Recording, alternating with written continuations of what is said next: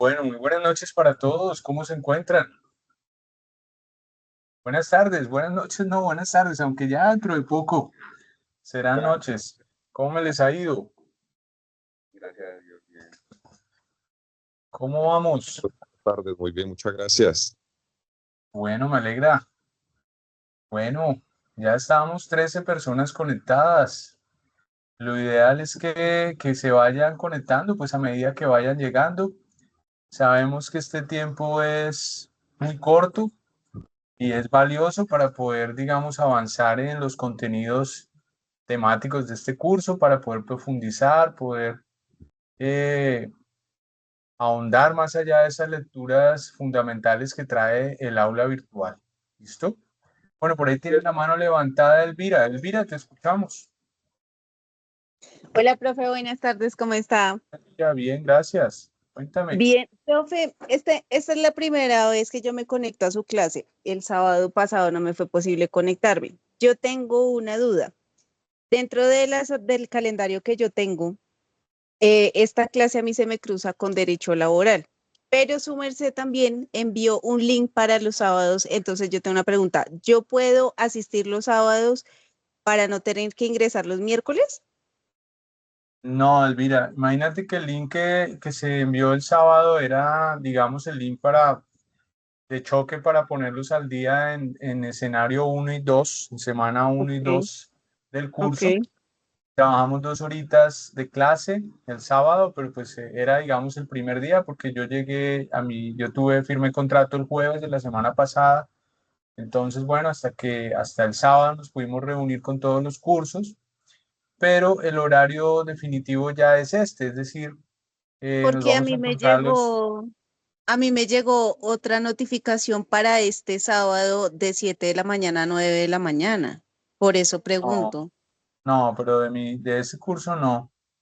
Ok. No, porque yo no he enviado enlaces o invitaciones a reuniones el sábado. Solo para este curso quedó los miércoles de 5 a 7, que es, digamos, la franja en la cual la universidad nos ha solicitado pues, impartir las clases, ¿no? Entonces, bueno, pues así quedó de lunes, los miércoles de 5 a 7 de la tarde. ¿Pudiste escuchar la grabación del sábado? Sí, sí, señor, sí. Ok. Pero entonces es que sí vi, o sea, por lo que colocaron hasta ahora el de laboral y me lo colocaron de 6 de la tarde de 7 de la noche, perdón. No, mentiras, de 7 no, de 6 a 8. Y esta es de 5 a 6. ¿De 5 a 6? ¿De 5 a 7? Este es de 5 a 7. Sí, me queda entonces los dos ahí una hora como Claro. medio en Sí, conflicto. sí, sí, sí. Sí, y bueno, y yo tuviera otro curso donde estuviera editando esta asignatura, pues te diría, no, ingresa al otro curso. Pero ustedes son Mm, el único curso al que yo le edito esta asignatura.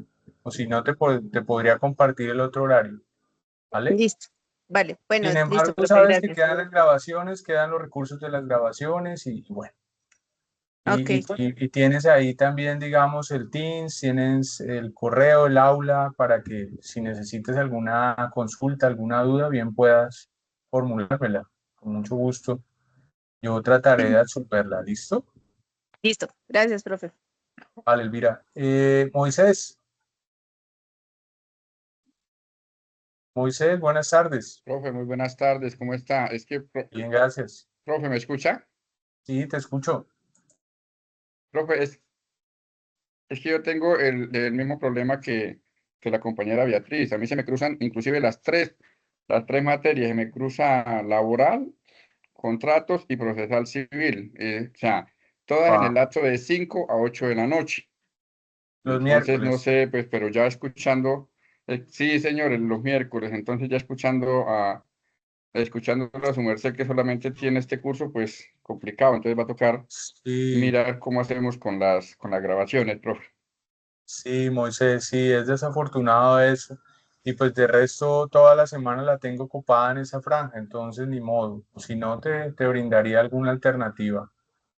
¿Vale? Ok, Bueno, profe, muchas gracias. Sí, ahí miramos vale, cómo, Moisés. Vale. cómo nos acomodamos. Gracias. Bueno, Hace 8 días habíamos iniciado, digamos, el estudio de este curso y habíamos recorrido el concepto de contrato, habíamos analizado el concepto de contrato allí en en el Código Civil, en el artículo 1495. Habíamos hablado de la diferencia entre lo que es el concepto de acto jurídico, de convención y de contrato. Habíamos visto, digamos, habíamos empezado, habíamos analizado también cómo había evolucionado el concepto de contrato desde el derecho romano, pasando por el derecho germánico, el derecho francés, el derecho colombiano, ¿cierto? Hemos hecho como un recorrido histórico y habíamos llegado a la clasificación de los contratos. Habíamos empezado, digamos, como a estudiar esa clasificación general de los contratos. Estábamos hablando de ella. Entonces, vamos a continuar hablando de ese tema durante esta primera hora y en la segunda hora vamos a pasar a hablar de un tema muy puntual que les va a servir a ustedes para el desarrollo de la actividad entregable eh, que está creo que es para el 29 de este mes. Tiene que ver con la oferta o propuesta de contrato.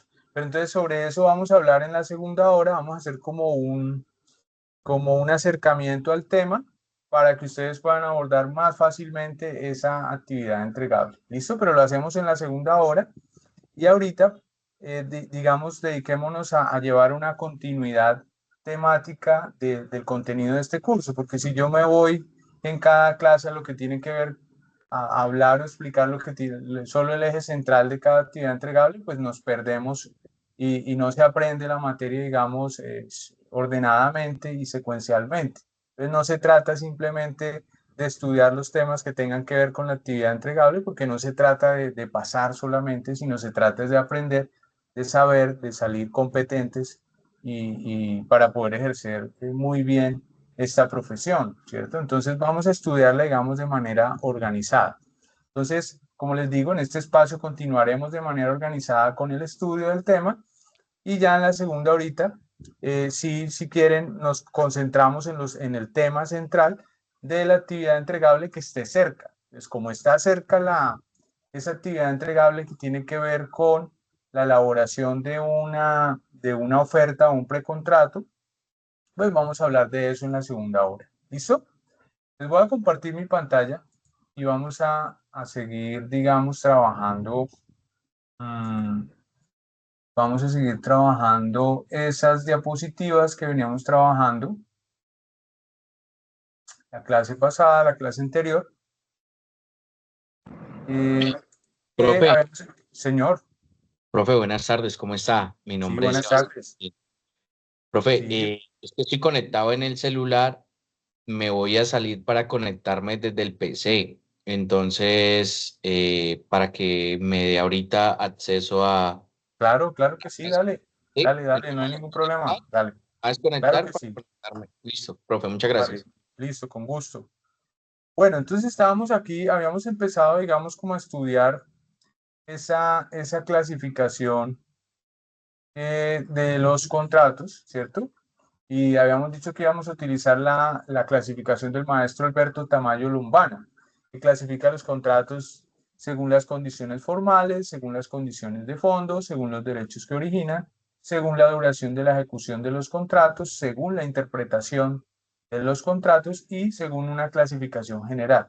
Entonces habíamos empezado la clase pasada a hablar de esta clasificación, según las condiciones formales, ¿cierto? Ya habíamos dicho que, pues dentro de esta clasificación, según las condiciones formales, pues teníamos tres clases de contratos: los contratos consensuales, los contratos reales y los contratos solemnes, ¿cierto? Que donde encontramos esta clasificación de estos tres tipos de contratos, consensuales, reales y solemnes, pues la encontramos allí en el artículo 1500 del Código Civil, que me voy a permitir leérselos. Escúchenme un instante, vamos y lo leemos. El artículo 1500 del contrato del Código Civil nos dice, se llama así, se llama contrato real, solemne y consensual. Y nos dice, el contrato es real cuando para que sea perfecto es necesario la tradición de la cosa a que se refiere. Es decir, ahí nos está hablando y nos está definiendo ya lo que es un contrato real. Nos está diciendo que los contratos reales son aquellos que para su perfeccionamiento es necesaria la entrega de la cosa, ¿sí? O la tradición o la entrega. Básicamente la tradición, cuando hablamos de hacer la tradición, estamos hablando de la transferencia del derecho de dominio, ¿cierto? Porque recuerden que si ustedes ¿ustedes ya vieron bienes? ¿Ustedes ya Yo vieron sí, bienes? ¿No todos han visto Sí, el doctor. módulo de Sí, bienes? Ok, Sí. listo. En bienes ustedes estudiaron los modos de adquirir el dominio, ¿cierto? Y uno de esos modos de adquirir el dominio es la tradición. ¿Recuerdan? Que la tradición es el modo a través del cual se transfiere el derecho de dominio, el derecho de propiedad, ¿cierto? De una cosa o de un bien a otra persona. Entonces, cuando hablamos de los contratos reales, pues aquí vamos a encontrar todas las clases de contratos que para su perfeccionamiento va a ser necesaria pues la tradición o la entrega de la cosa, ¿cierto? Y entonces aquí en estas diapositivas pues tenemos unos ejemplos de contratos reales. Habíamos dicho que está, por ejemplo, el contrato de mutuo. ¿Saben ustedes qué es el contrato de mutuo? ¿O no lo saben? ¿O estos no, yo no lo contratos? sé. Ok, listo. Entonces vamos por partes, listo. Bueno, el artículo 1500 empieza hablándonos primero de los contratos reales. Nos dice que son aquellos contratos que para su perfeccionamiento se requiere, pues, además del consentimiento, se requiere la tradición o la entrega de la cosa, ¿cierto? Así de sencillo. Hacer la tradición o la entrega de la cosa. Es decir que dentro de esta clasificación de contratos, pues vamos a tener, por ejemplo, contratos como el mutuo, como el contrato de comodato o como el contrato de depósito. ¿Qué es el contrato de mutuo? Miremoslo aquí rápidamente en el Código Civil, que nos dice que es el contrato de mutuo, para que ustedes vayan entendiendo. Entonces, el artículo 2221 nos define el contrato de mutuo como lo denomina contrato de mutuo o préstamo de consumo. Es decir, que ya nos está diciendo que eh, el contrato de mutuo es un préstamo de consumo. Y dice así, dice, el mutuo o préstamo de consumo es un contrato en que una de las partes entrega a la otra cierta cantidad de cosas fungibles con cargo de restituir otras tantas del mismo género y calidad. Es decir, nos está diciendo que el contrato de mutuo, que está regulado allí en el artículo 2221, nos dice que es un contrato a través del cual una parte va a entregar a la otra o se obliga a entregar a la otra una cantidad de cosas fungibles. ¿Y qué son los bienes fungibles? Pues son aquellos bienes que se extinguen con su uso o con su consumo, ¿cierto? Por ejemplo, los alimentos son bienes fungibles, los productos de aseo son bienes fungibles, los combustibles son bienes fungibles, el dinero también es un bien fungible. Ustedes preguntarán por qué el dinero es un bien fungible. Si a ustedes le entregan, le prestan 1.000.000 de pesos, ¿cierto? En dinero de cierta denominación, usted los puede gastar, los puede consumir, ¿cierto? Y después los repone por otros billetes de distinta denominación, pero que sumen la misma cantidad.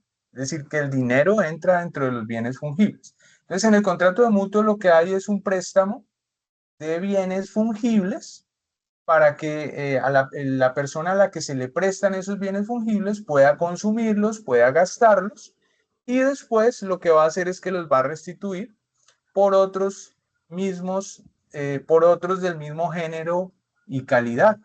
Entonces, por ejemplo, si a mí me prestaron, no sé, estoy haciendo una obra, una construcción y me hicieron falta, necesito, no sé, 50 bultos de cemento. Yo hablo con un amigo que tiene un depósito, una bodega, y le digo, venga hermano, necesito 50 bultos de cemento, préstemelos y yo se los devuelvo en una semana, ¿cierto? Entonces, me prestan los bultos de cemento, yo los invierto en la obra, se consumen, ¿cierto? Y después yo lo que hago es que compro otros 50 bultos de cemento de la misma calidad y se los restituyo. Eso es básicamente el contrato de mutuo. Pero entonces funciona con bienes, solo para bienes fungibles, ¿cierto? Es decir, que en el contrato de mutuo, los bienes que se prestan se van a consumir, ¿cierto? Se van a usar o se van a consumir, se van a extinguir. Y lo que va a hacer el deudor es restituir con otros bienes del mismo género y de la misma calidad. Por eso se llama préstamo de consumo. Entonces el mutuo es un préstamo de consumo. Ahora, ¿por qué es un contrato real el mutuo? Pues porque necesita para su perfeccionamiento, ¿cierto?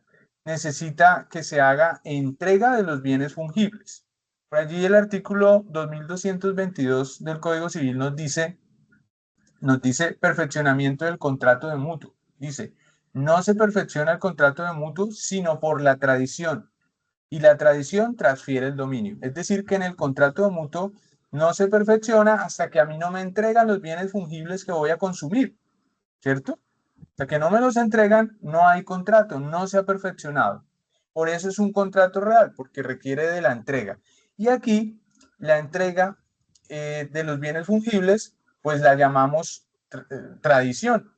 ¿Y por qué tradición? Porque en el mutuo, cuando yo entrego o presto bienes fungibles a otra persona, estoy transfiriendo el derecho de dominio. Le estoy diciendo a esa persona, cójalos, gástelos, haga lo que usted quiera como si fueran suyos, consúmalos, úselos, gástelos, ¿cierto? O cómaselos, si son alimentos, ¿cierto?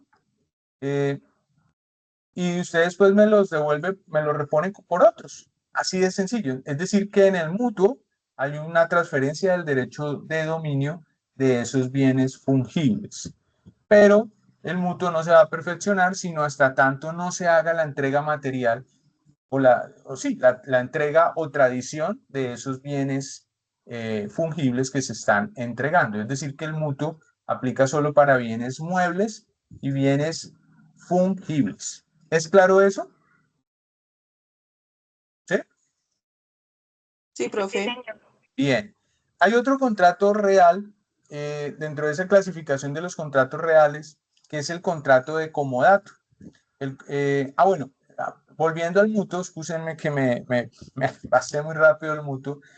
El mutuo, como también aplica para préstamo de dinero, pues podemos hablar del mutuo, mutuo sin interés y mutuo con interés. Es decir, cuando, bueno, las partes en el mutuo, ¿quiénes son?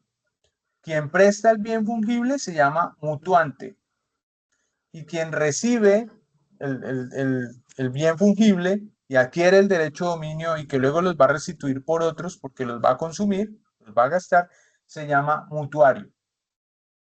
Mutuante, mutuario. En este contrato de mutuo, ojo, quien queda obligado, ¿cierto? Porque el contrato de mutuo, a la vez que es un contrato real, también es un contrato unilateral, es decir, que solo va a quedar obligada una de las partes del contrato. ¿Quién queda obligado en el contrato de mutuo? ¿Quiénes creen ustedes que es el que queda obligado? ¿El mutuante o el mutuario? Les pregunto.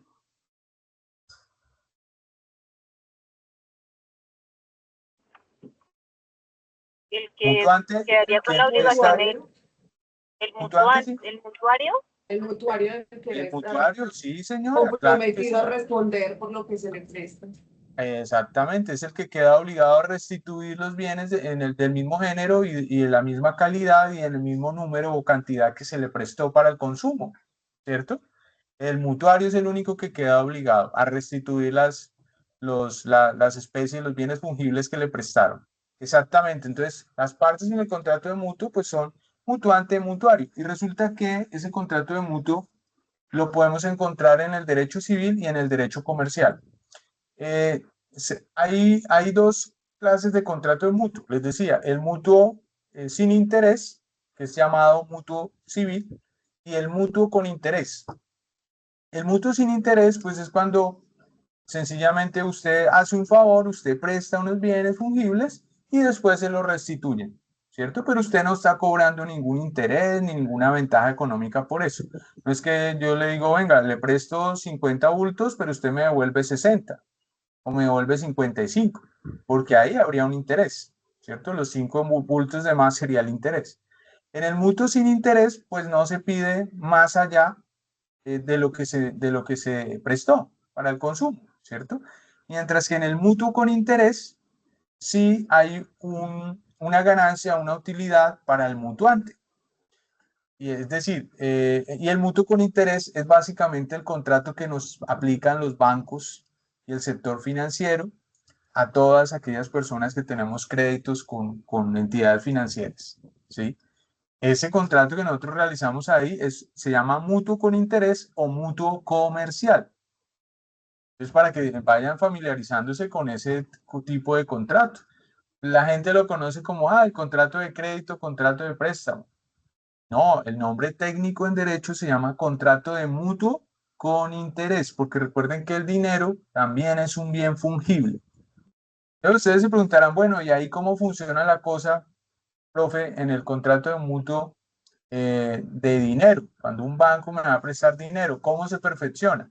Pues resulta que en el contrato de mutuo con interés o mutuo comercial, es decir, el préstamo de dinero con interés, porque también puede haber préstamo de dinero sin interés, ¿cierto? Que haga, digamos, un familiar o un amigo, ¿cierto? A otra persona, le preste sin cobrarle intereses. Pero cuando hay intereses de por medio, que también lo pueden hacer las personas civiles, particulares, y lo pueden hacer, digamos, las instituciones financieras, ¿cierto? Pues se llama mutuo con interés o mutuo comercial. Ese contrato que uno firma con los bancos, ese mutuo con interés, se va a perfeccionar solo no con la carta de aceptación del crédito. Uno cree que ya con la carta de aceptación del banco que le dice sí, su crédito fue aprobado o su tarjeta de crédito fue aprobada, ¿cierto? Que ya con eso quedó uno obligado. No. El contrato de mutuo con interés se va a perfeccionar es cuando a usted le han depositado el dinero en su cuenta o cuando le han entregado el cheque. Es decir, como es un contrato real, solo se va a perfeccionar cuando le hagan la entrega del dinero. ¿Sí me hago entender?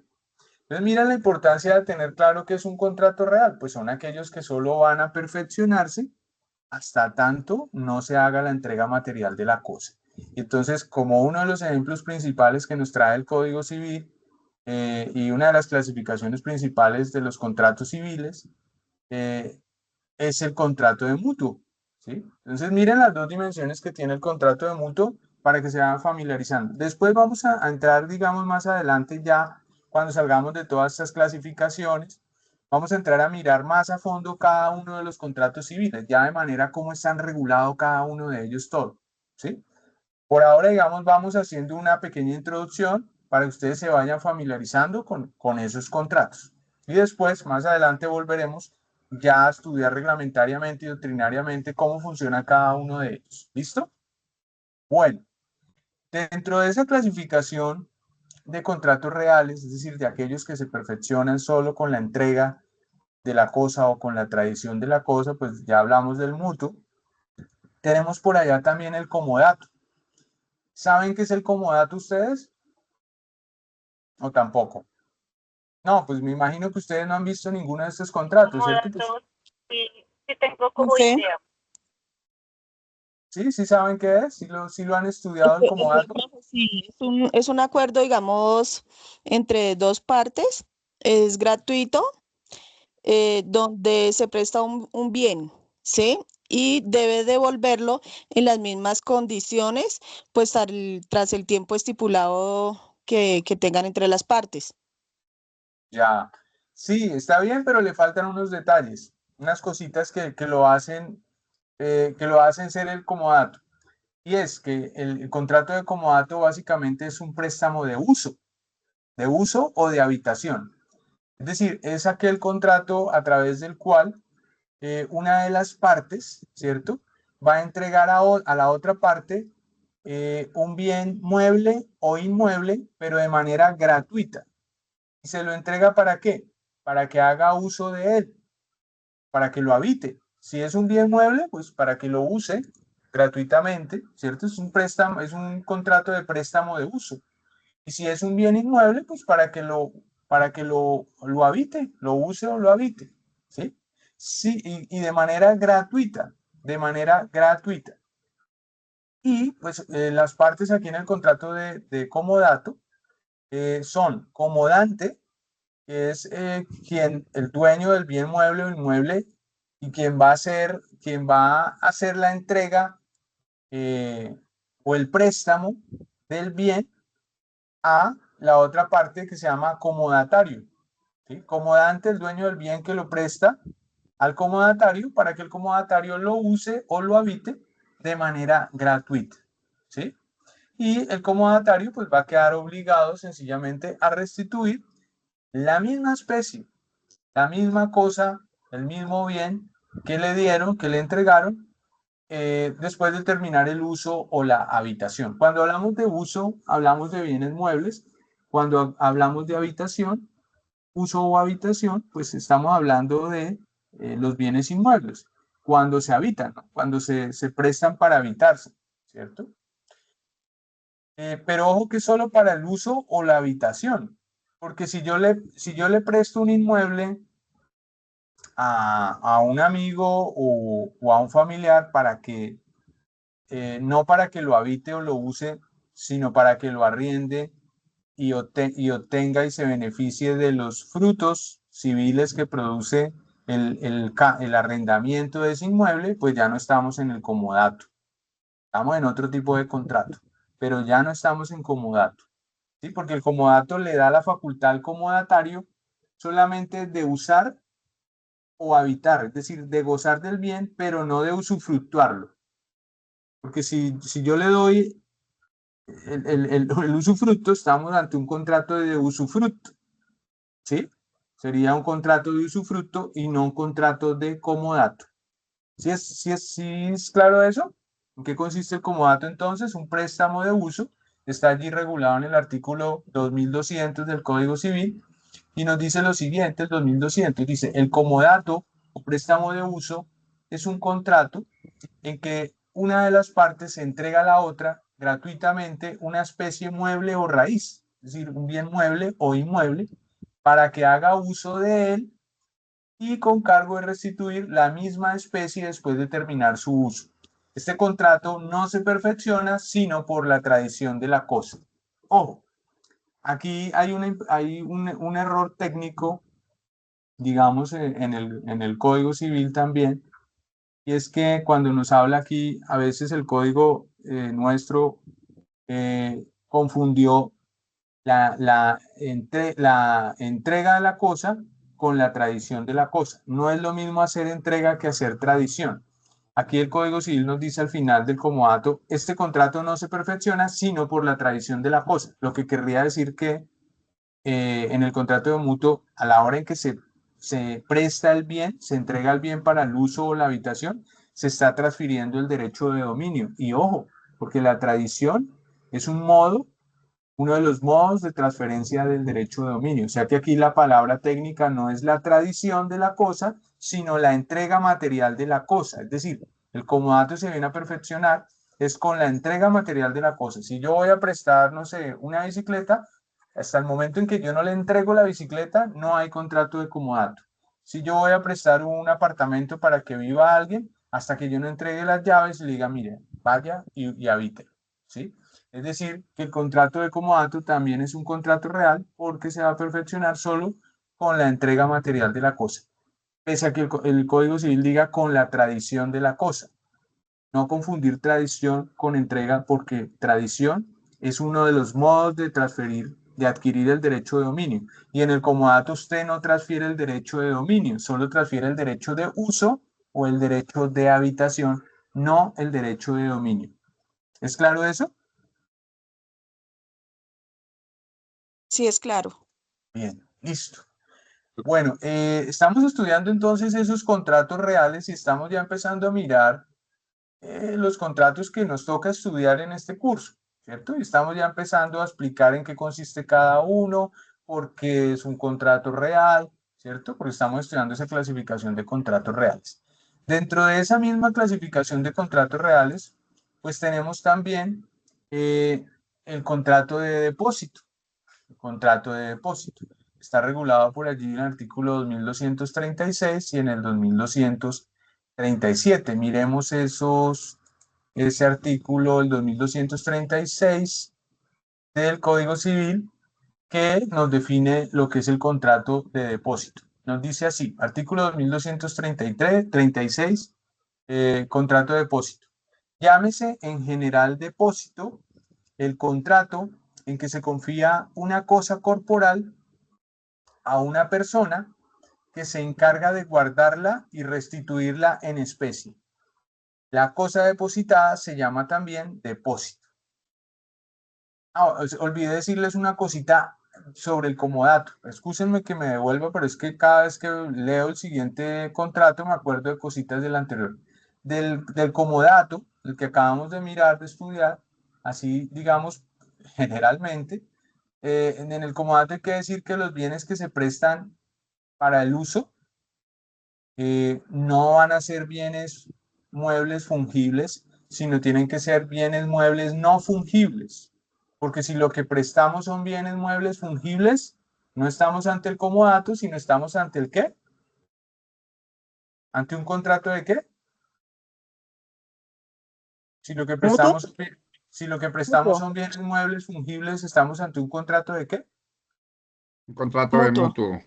Contrato de mutuo, exactamente, exactamente. Mutuo. Entonces miren cómo ir mirando todas esas cositas, porque todas esas son cascaritas que incluso en los preparatorios salen y preguntan ese tipo de detalles en el preparatorio de privados. Bueno, entonces íbamos a hablar del contrato de depósito, que también es un contrato real, porque en el contrato de depósito este no se perfecciona sino por la entrega que el depositante hace de la cosa al depositario.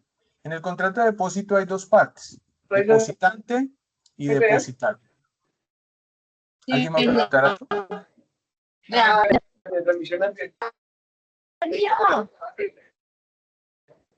Alguien se le abrió por allá el micrófono. Bueno, listo, ya lo cerramos. Entonces estábamos en que, bueno, está el depósito, dice, llámese en general depósito, el contrato en que se confía una cosa corporal a una persona que se encarga de guardarla y de restituir en especie. Es decir, que en el contrato de depósito, ojo, el depositante va a entregar un bien, ¿cierto? Generalmente un bien mueble para que el depositario se lo guarde, se lo cuide y después se lo restituye. En el depósito civil, en el derecho civil, el contrato de depósito es gratuito, ¿sí? En el derecho comercial, el contrato de depósito no es gratuito, es oneroso, es decir, se cobra por cuidar la cosa, por guardarle la cosa y cuidarle la cosa al depositante. En el derecho civil, el depósito civil es gratuito, es un contrato gratuito, es decir, el depositante no le va a pagar nada al depositario, ¿sí? Simplemente el depositario se lo va a guardar. Inclusive, y es absurdo, ¿no? Porque eso ya no existe hoy en día. Incluso el depositario, que es la persona que guarda la cosa y que se la va a cuidar, no puede hacer uso de la cosa. O sea, no puede usarla. Por ejemplo, si yo le dijera, a ver, téngame en depósito este televisor, pues uno diría, si el depositario no me va a cobrar por guardármelo, ¿por qué yo no le puedo dejar que lo use, cierto? Y resulta que en el Código Civil se dice, se regula, se establece el depósito civil, que la cosa que se deja en depósito no puede ser usada por el depositario, quien la va a cuidar. Otra vez se le activó el micrófono a Judy Alexandra Restrepo Meneses. Judy, se te activa el micrófono muy seguidamente. Si vas a hacer una pregunta, bienvenida, puedes hacerla. De lo contrario, te agradezco estar pendiente del micrófono, ¿vale? Gracias. Bueno, entonces, ese es el contrato de depósito, ¿cierto? El depositante entrega al depositario un bien para que se lo guarde, para que se lo cuide, y el depositario se obliga simplemente a restituírselo. También es un contrato unilateral, imagínense, donde el único que queda obligado es el depositario a conservar la cosa, a cuidarla y luego a entregársela cuando el depositante se la pida. La cosa que se entrega se llama también depósito, ¿sí? Depósito. Y en el contrato, en el depósito civil es gratuito, ¿sí? En el comercial es oneroso. No, Judy, otra vez el micrófono activo. Bueno. No,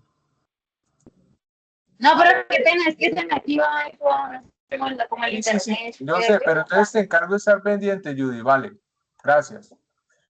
Bueno, listo. Entonces, eso digamos, bueno, el artículo 2237 nos va a hablar del perfeccionamiento del contrato de depósito.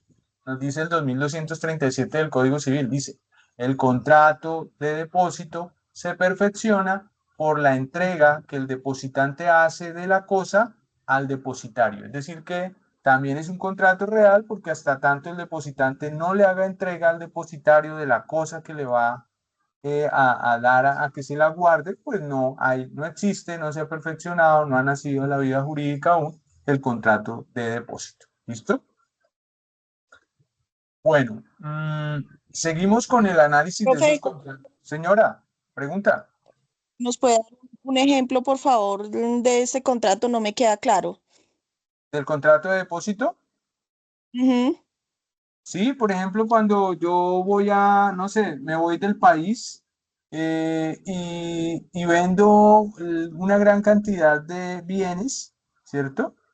De bienes que tenía en mi casa, pero me quedaron por ahí unos 2 o 3 bienes que no pude vender y le pido el favor a un amigo o a un familiar que me los guarde, que me los tenga ya, ¿sí? Entonces, no sé, un televisor, una bicicleta, una moto que quiero conservar cuando regrese del país, porque digamos que me voy, no sé, a hacer una práctica de un doctorado, entonces voy a estar un año, pero yo voy a regresar, entonces le digo, mire, guárdeme ahí la moto, allá en su garaje, si no le incomoda, no, tranquilo, yo se la guardo, ¿sí? Entonces, ese es el depósito. El depositario, incluso el depositario, mm, digamos ya cuando hablamos de la responsabilidad del depositario, el depositario no solo la va a guardar, sino que va a conservarla. Entonces, por ejemplo, tiene la obligación de conservar la cosa. Entonces, por ejemplo, si es una moto, deber del depositario sería por lo menos encenderla una vez a la semana para que la batería no se pegue, para que el aceite no se dañe, y si puede, no sé, sacar y darle una vueltica, mejor dicho, o al menos encenderla, ¿sí? Es decir, tener los cuidados mínimos para que la cosa no se dañe, no se deteriore, ¿sí? No dejarla a la intemperie, no dejar que se dañe, porque, ojo, si el depositario por negligencia suya no cuida la cosa y la expone a agentes, no sé, químicos, físicos, biológicos, y la cosa se deteriora por culpa del depositario, el depositario tiene que indemnizar ese perjuicio al depositante. Y eso que no le está cobrando, ¿sí? Entonces, en eso consiste el contrato de depósito. ¿Sí me hago entender? Lo que pasa es que hoy en día uno dice, bueno, pero Gracias. eso hoy en día no ocurre. Hoy en día se cobra por todo eso, ¿cierto? Que es el depósito comercial, el depósito oneroso. Es que una cosa es el depósito civil y otra cosa es el depósito comercial. Y resulta que los contratos varían. Depende si es civil o si es comercial. Mira, por ejemplo, el mutuo. El mutuo civil dice que es gratuito, pero el mutuo comercial sí es con intereses, sí es oneroso, ¿sí? Y así vamos a encontrar diferencias entre uno y otro, entre unos y otros contratos, si los miramos en el derecho civil o en el derecho comercial.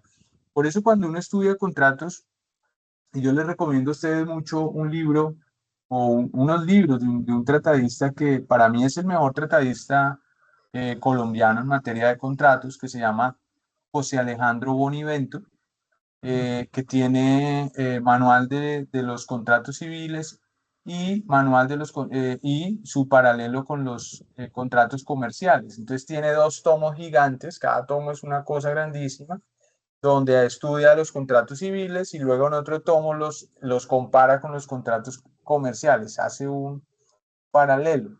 Entonces, esos 2 libros son maravillosos para todo el tema de contratos. Si ustedes los pueden adquirir, los pueden tener en su biblioteca, los pueden estudiar, los pueden ir leyendo, maravilloso porque les va a servir para cuando ejerzan su profesión.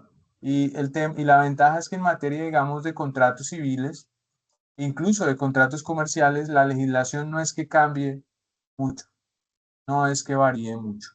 Digamos que en eso la legislación es muy lenta y muy estática, ¿cierto? Varían algunos contratos comerciales, sí, pero son muy pocos los contratos comerciales que están variando y se están regulando todo el tiempo. Tienen que ver más con aquellos del sistema financiero. El resto eso como que queda ahí igualito como hace un siglo, ¿no?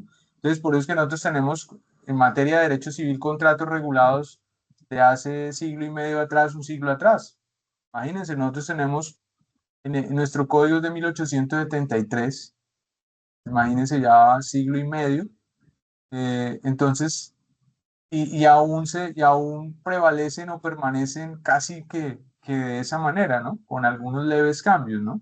Entonces, lo mismo sucede en materia comercial, aunque en materia comercial, digamos, la cosa se mueve más rápido, pero al contrario, en materia comercial cada vez son más consensuales, menos solemnes, menos requisitos, más rápidos para que las dinámicas del comercio puedan darse y haya, digamos, seguridad jurídica y se pueda dar el comercio de una manera más rápida. Bueno, entonces, mutuo como dato, depósito, ¿cierto? Y el otro ejemplo, digamos, de contratos reales que tenemos aquí es el de prenda, contrato de prenda. Contrato de prenda que lo encontramos regulado allí en el artículo 2409 al 2411, contrato de prenda. ¿Ustedes saben qué es el contrato de prenda? ¿Tienen idea de qué es el contrato de prenda?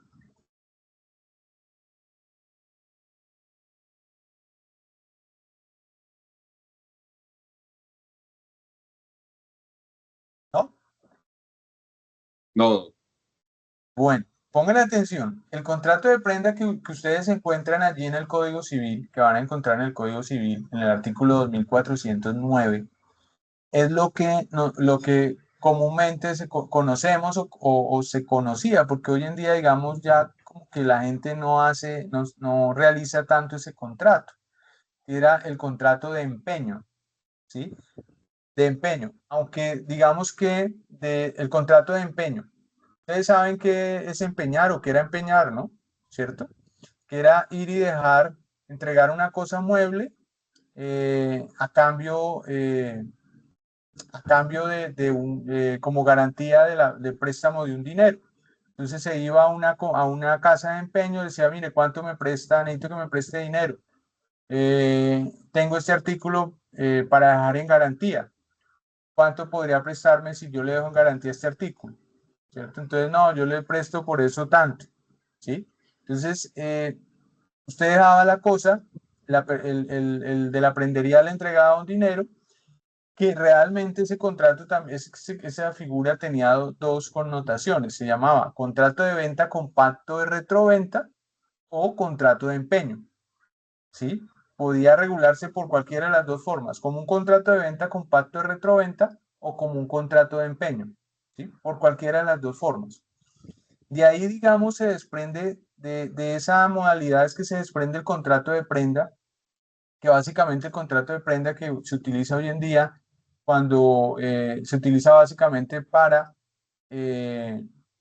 cuando se entrega una cosa mueble, ojo, una cosa mueble, un bien mueble, a un acreedor para la seguridad de su crédito. ¿Sí? Entonces, digamos, le pido prestado a mi mejor amigo, no sé, Digo, hermano, présteme 10 millones de pesos, se lo devuelvo en 2 meses, que me entra un dinero de un negocio. Y él me dice, uy, hermano, sí, pero deme algo, deme algo en garantía, ¿cierto? Entonces le digo, bueno, hermano, le dejo la moto en garantía, ¿cierto? Cuando yo le hago entrega de la moto, él va a tener la moto mientras yo le devuelvo sus 10 millones de pesos. Ese es el contrato de prenda o empeño, ¿sí? Que el que está regulado allí en el artículo 2409 del Código Civil. Y consistía en que yo tenía que hacer la entrega material de la cosa que daba en empeño, ¿sí? Entonces dejaba mi moto y se perfeccionaba cuando, y el contrato de empeño o prenda, pues se perfecciona cuando yo hago la entrega del bien que estoy dejando en garantía a mi acreedor por el dinero que me está prestando. Ese contrato de prenda lo utilizan hoy en día las entidades financieras cuando usted, por ejemplo, va a adquirir un vehículo, un carro, una moto. Entonces le dicen, sí, nosotros le prestamos para que compre el carro, le prestamos el dinero, pero usted nos va a constituir una garantía de prenda con ese mismo vehículo que usted está comprando. Es decir, ese vehículo va a ser la garantía de prenda. ¿Sí? Solo que en el contrato de prenda con el sistema financiero, la prenda, tenemos prenda sin tenencia, porque esta que nos regula el Código Civil es una prenda con tenencia, es decir, donde el acreedor recibe la cosa, se da la prenda, que es el bien mueble que se entrega como garantía de la deuda, ¿cierto? El acreedor se queda con la prenda, por eso se llama prenda con tenencia, porque si la tiene, él se la queda mientras se le devuelve el dinero, ¿no? En cambio, en la prenda comercial, en la prenda del sistema financiero, se llama prenda sin tenencia porque pues, a usted le prestan para que compre el carro, se constituye el contrato de prenda sobre el carro o sobre la moto, queda grabado ese bien mueble con una prenda, como garantía de prenda.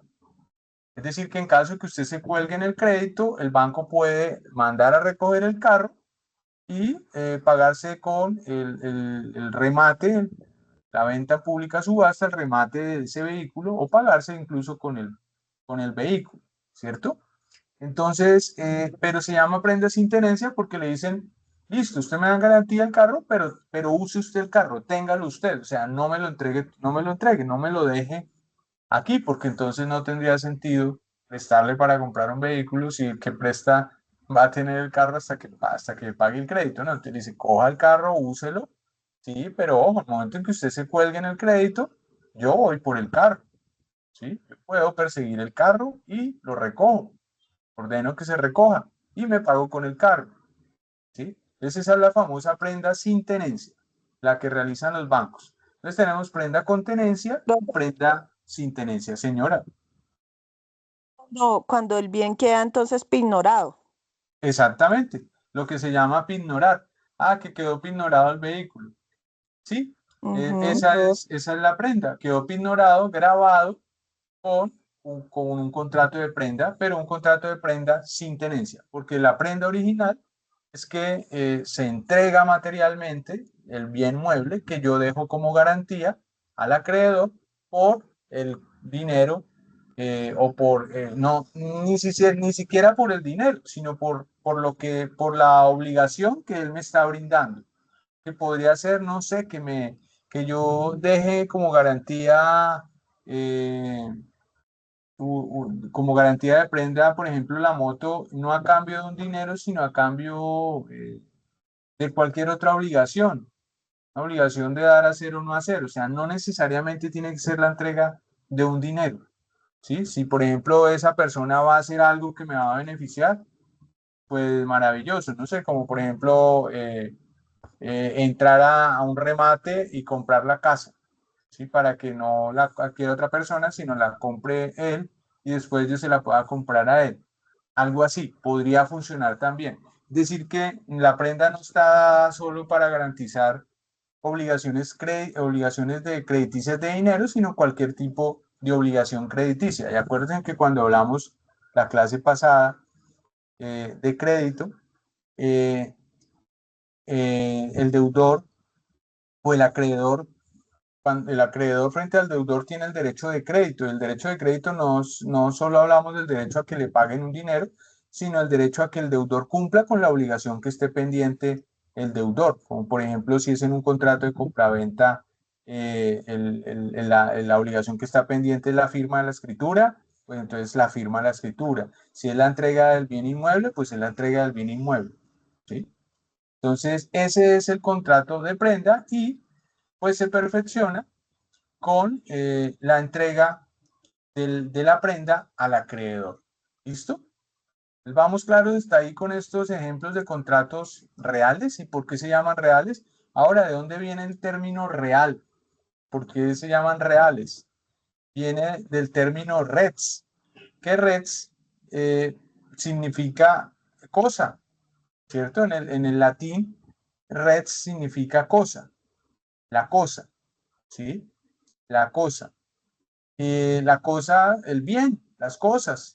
Por eso es que al ganado se le puso nombre de res, de la palabra res, ¿cierto? Se le puso nombre de res porque antes, pues inicialmente el patrimonio de una persona se medía de acuerdo a la cantidad de ganado que tuviera. Entonces, ¿cuánto ganado tiene? ¿Cuántas reses? ¿Cuántas cosas tiene? ¿Cuánto es su patrimonio? ¿Cierto? Pero la palabra res que se le da al ganado viene de la palabra res, de la etimología res, que es bien o cosa corporal, ¿sí? Cuando hablamos de la red pública, hablamos de la cosa pública, hablamos del patrimonio público, ¿cierto? Entonces, reales viene de reds, es decir, aquellos contratos que se perfeccionan con la entrega de la cosa, de la reds. ¿Listo? Bueno, aquí dentro de estos contratos reales nos hace falta hablar de la anticresis. La anticresis. Iremos rápidamente en qué consiste la anticresis. La encontramos allí en el artículo 2458 al 2467. Miremos de qué trata la anticresis. Artículo 2458, definición de anticresis. Nos dice, Código Civil, la anticresis es un contrato por el que se entrega al acreedor una finca raíz para que se pague con sus frutos. Ojo, no confundir o no creer que cuando aquí en este artículo se habla de finca raíz, se está hablando de una finca, de una finca rural, de un lote rural, no. Cuando se habla de una finca raíz, se está hablando de un bien inmueble, Lo que pasa es que la época en que se redactó nuestro Código Civil, a los bienes inmuebles se les llamaban fincas raíces, ¿sí? O finca raíz.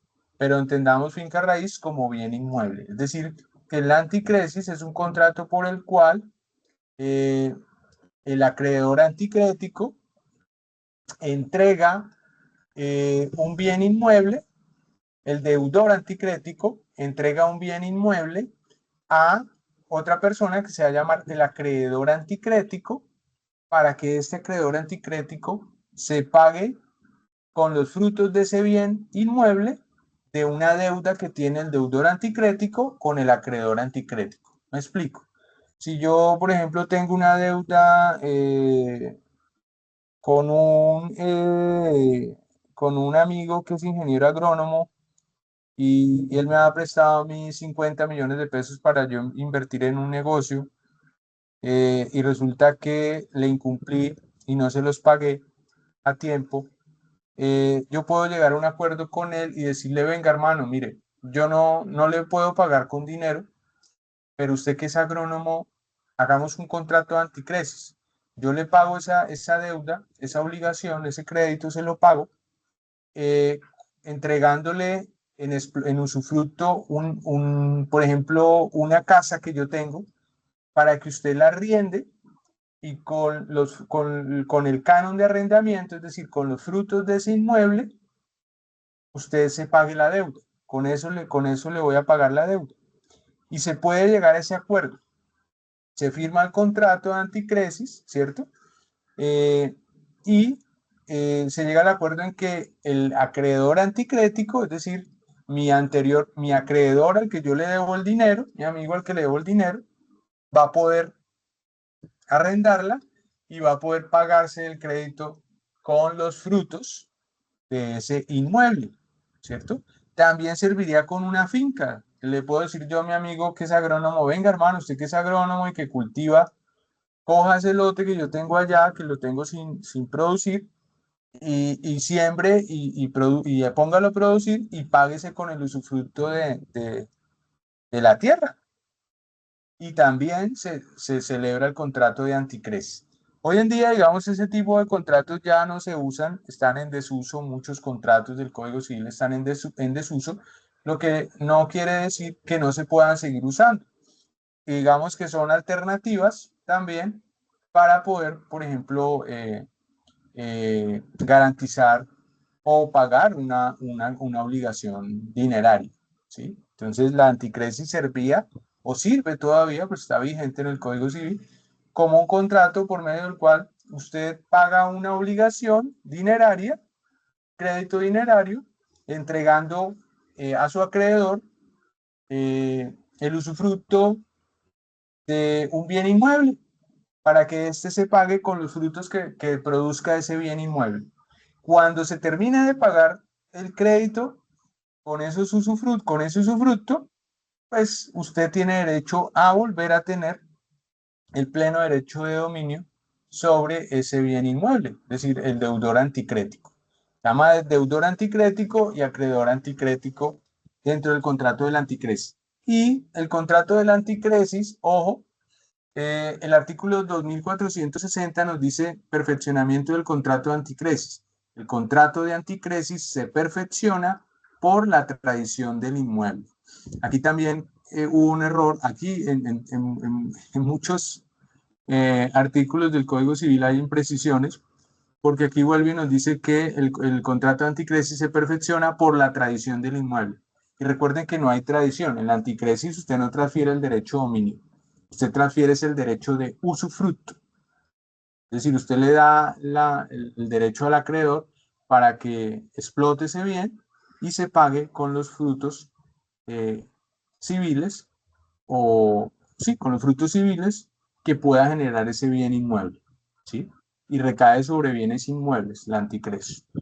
¿Listo? Entonces se perfecciona con la entrega, no con la tradición, sino con la entrega del inmueble. Mire, tome las llaves de la finca, tome las llaves del apartamento, de la casa, para que, o tome las llaves de esa bodega, para que usted, con el arriendo de la bodega o usando la bodega, con lo que ganaría, guardando mercaderías y haciendo contratos de depósito comercial, podría pagarse la deuda. ¿Listo? Bueno, eso para hablar de los contratos reales. Miren cómo en esta ahorita alcanzamos a hablar de los contratos reales, digamos, más relevantes del Código Civil, ¿cierto? Es decir, aquellos que para su perfeccionamiento requieren de la entrega material de la cosa o de la tradición de la cosa. La tradición ya sabemos que es la transferencia del derecho de dominio, y la entrega material de la cosa, pues es la entrega de la cosa sin transferir el derecho de dominio. Podemos transferir el uso, como en el comodato, el uso o habitación. Podemos transferir el usufructo, ¿cierto? Como en la anticresis. O podemos transferir tan solo la tenencia, como en el contrato de depósito. Contrato de depósito y en el contrato de prenda transferimos solo la tenencia de la cosa. No transferimos el uso de la cosa ni el usufructo, solo la tenencia. Entonces miren que dependiendo del tipo de contrato, en unos transferimos el derecho de uso o habitación, o en otros transferimos el derecho de usufructo, o en otros solo el derecho de tenencia de la cosa. ¿Listo? Eso para ir entendiendo el tema de los contratos reales. Sobre los contratos consensuales alcanzamos a hablar la clase pasada y dijimos que estos contratos pues son aquellos contratos que se perfeccionan con el solo acuerdo de voluntades, que no necesita, los que no necesitan hacer entrega de la cosa ni ninguna solemnidad especial. Basta con el acuerdo de voluntades o mutuo consentimiento para que se perfeccione el contrato, para que nazca a la vida jurídica.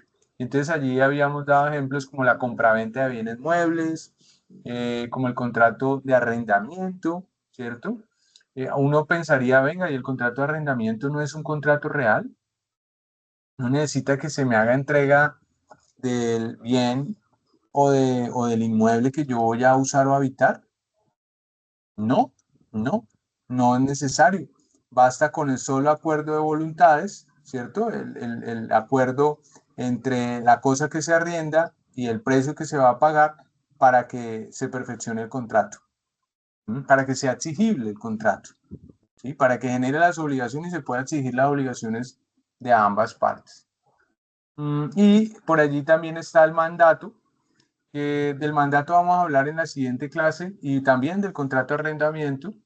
Lo que pasa es que el artículo 1500 del Código Civil, cuando nos explica estas tres clases de contratos, empieza primero hablándonos de los contratos reales, luego pasa a hablarnos de los contratos consensuales y luego los contratos solemnes. Entonces la idea es mirar todos los ejemplos que hay aquí y estudiarlos uno por uno. Después pasamos a la siguiente clasificación, estudiamos los otros y así.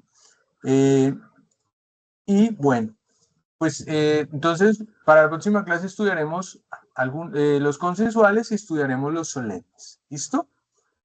Son las 6:02 y me gustaría que en este espacio que viene pudiéramos hablar un poquito de la oferta o de la oferta o propuesta de negocio o oferta de contrato, que es, digamos, un tema central. Permítanme, yo aquí les dejo de compartir esta pantalla y les voy a compartir lo de la oferta, porque la actividad entregable que ustedes tiene que ver con, los va a mandar a hacer allí, excúsenme, los va a enviar les va a pedir que hagan, yo descargo esto aquí y les va a pedir que elaboren un contrato de oferta o propuesta de contrato, ¿sí? Pero pues es que la oferta o propuesta de contrato es un acto jurídico unilateral que se va a convertir luego en un contrato. Pero pues tenemos que estudiarlo para que ustedes puedan hacer esa actividad, ¿no? Entonces quiero que lo miremos. ¿Listo? Espérenme, yo descargo aquí, abro el archivo, la presentación y vamos a mirar.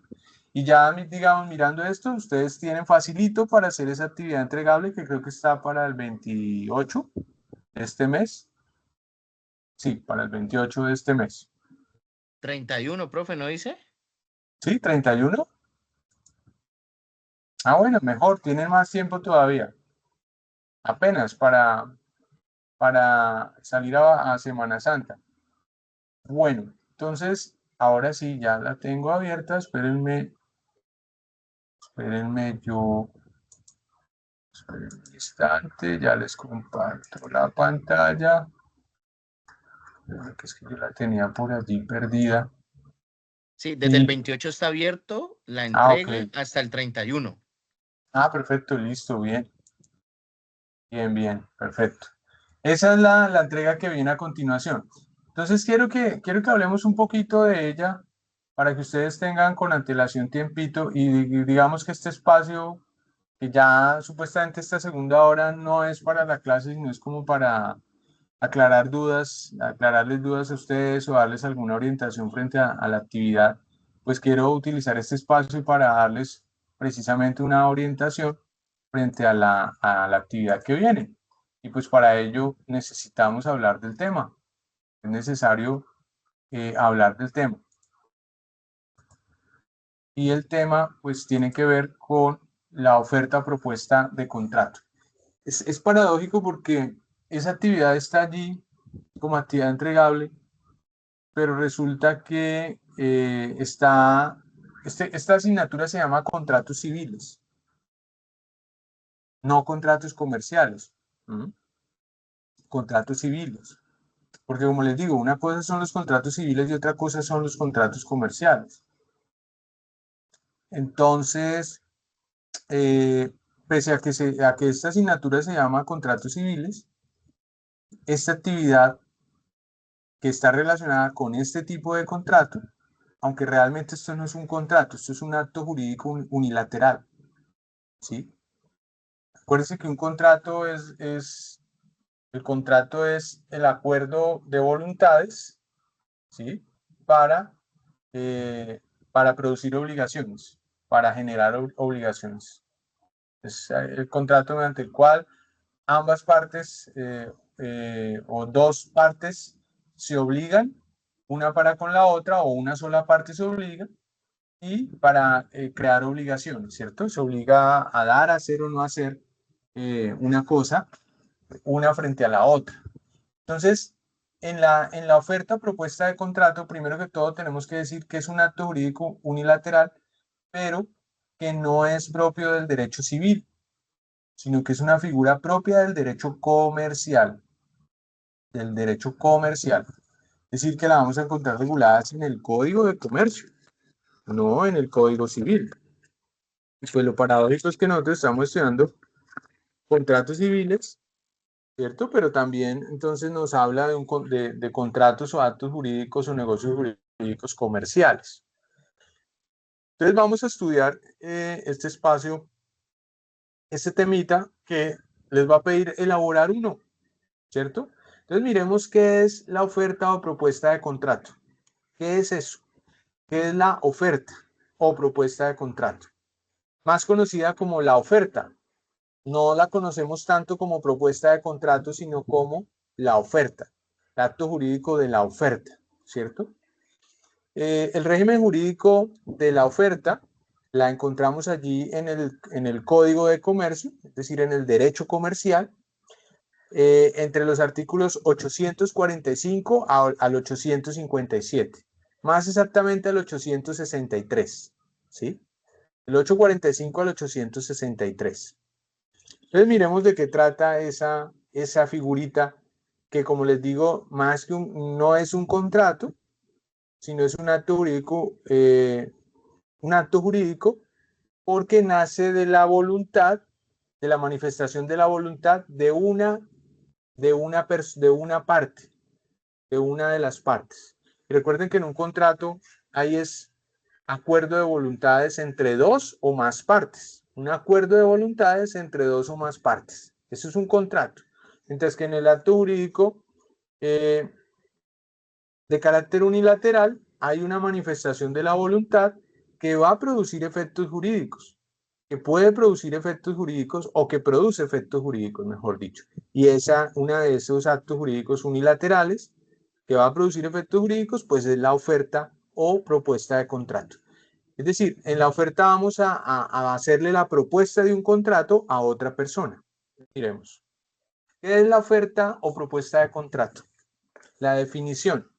La oferta o propuesta de contrato es el acto jurídico unilateral mediante el cual una persona denominada oferente o proponente, ¿cierto? Oferente o proponente, propone a otra persona llamada destinatario la celebración de un negocio jurídico determinado.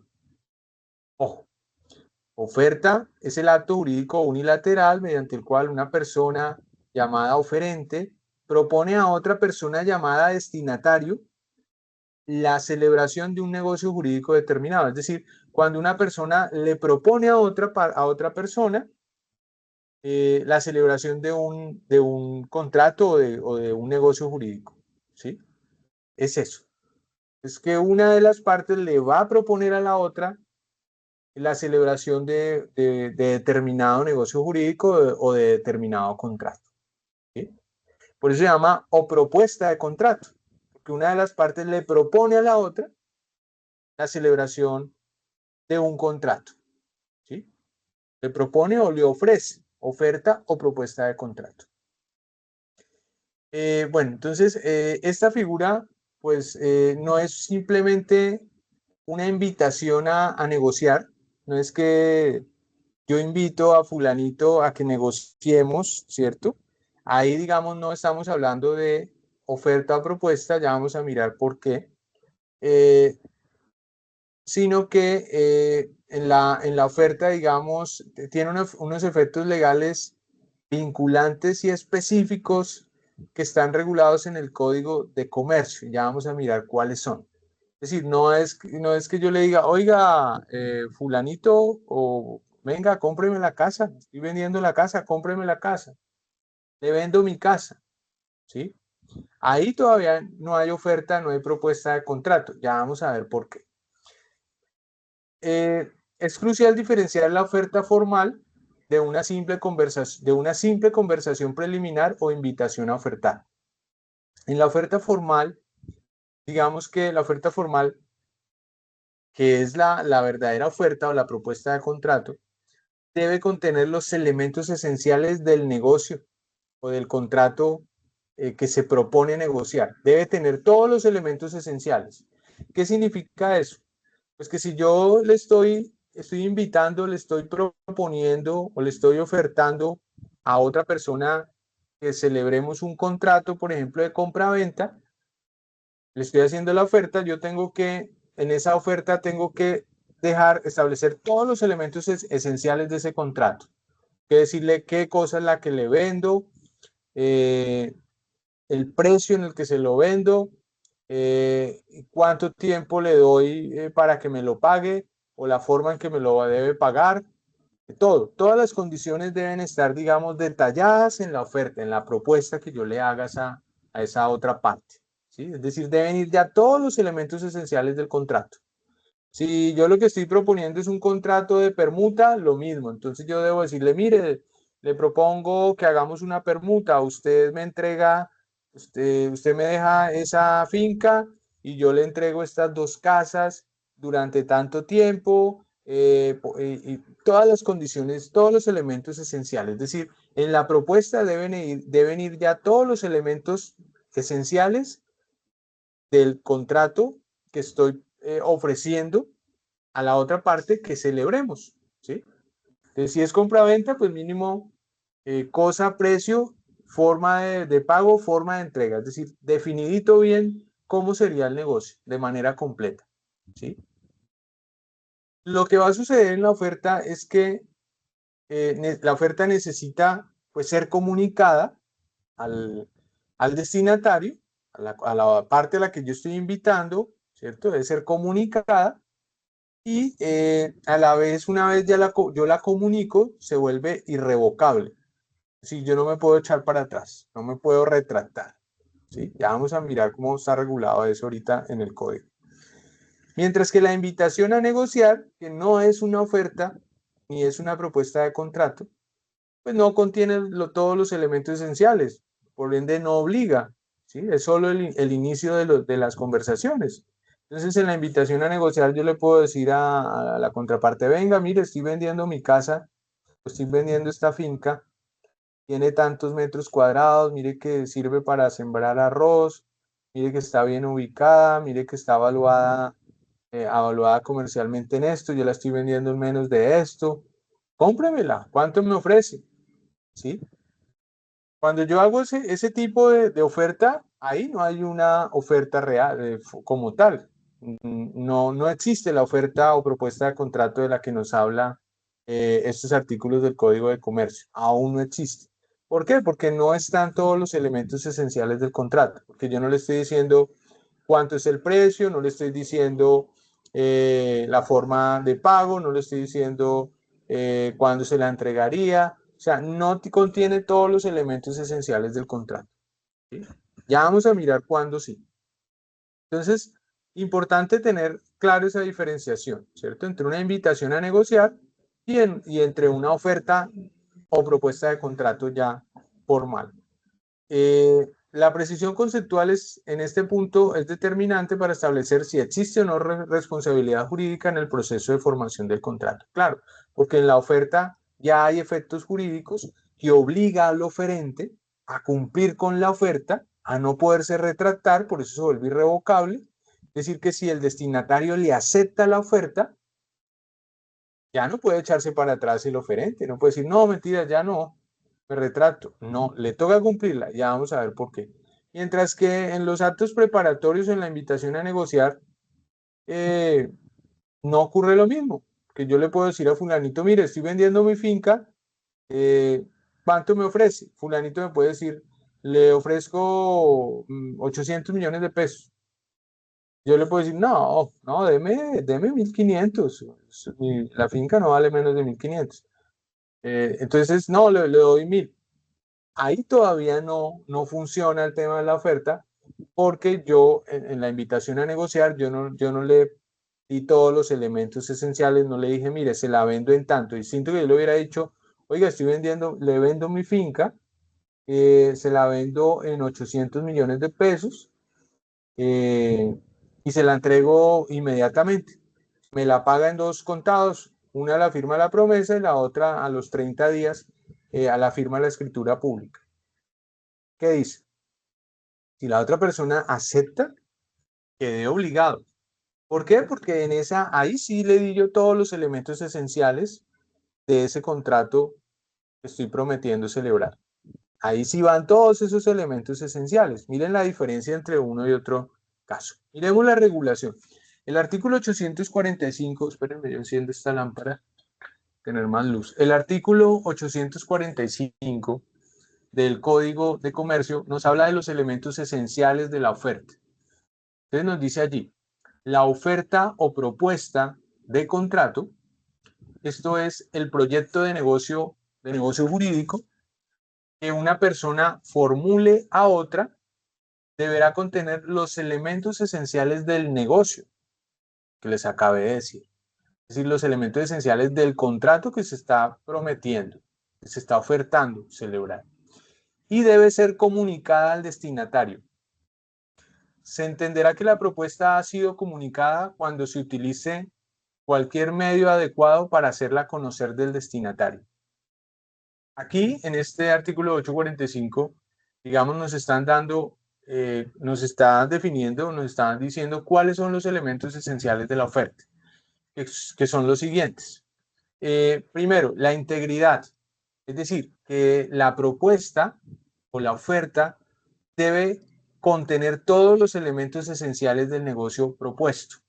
¿Sí? Por eso se llama integridad, que deben ir todos los elementos esenciales del negocio propuesto. Todo delimitadito, precio, fecha de entrega, fecha de pago, todo ya listo, solo que que solo falte que la otra persona diga, el destinatario diga, acepto. Si dice acepto, ya están las condiciones pactadas. Hagan de cuenta que es como un contrato de adhesión, ¿cierto? Un contrato de adhesión donde el oferente prefabrica las cláusulas del contrato y le ofrece a otra persona o a distintas personas, a cualquier persona, le ofrece esas condiciones y si la persona dice sí, acepta las condiciones y se adhiere, ¿sí? Básicamente es eso, de tener todos los elementos ya esenciales del contrato que se está ofreciendo celebrar. Una compraventa, una permuta, una cesión de derechos herenciales, un contrato de arrendamiento, bueno, cualquier tipo de contrato, ¿cierto?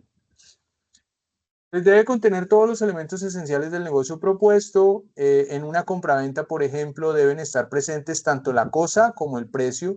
Si falta uno de estos elementos, pues la propuesta no es una oferta formal, sino una mera invitación a ofrecer, sin efectos vinculantes. Ojo, ojo, ya vamos a mirar el tema de los efectos vinculantes. El segundo elemento de la oferta, pues es la comunicación. Es decir, no basta con simplemente tener la idea de la oferta allí si no se ha comunicado al oferente. Es decir, el segundo requisito es que el proyecto de negocio, ¿cierto?, se comunique al oferente o a los oferentes, perdón, se comunique a los destinatarios o al destinatario. Entonces, la comunicación, la propuesta debe ser comunicada efectivamente al destinatario por cualquier medio adecuado. La ley no exige una forma específica, puede ser verbal, puede ser escrita, puede ser electrónica o por cualquier canal que permita hacerla conocer.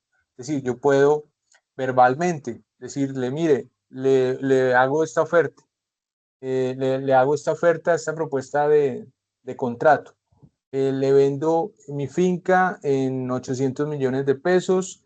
Si quiere, me la paga en 2 contados. Una la firma la escritura, la otra mitad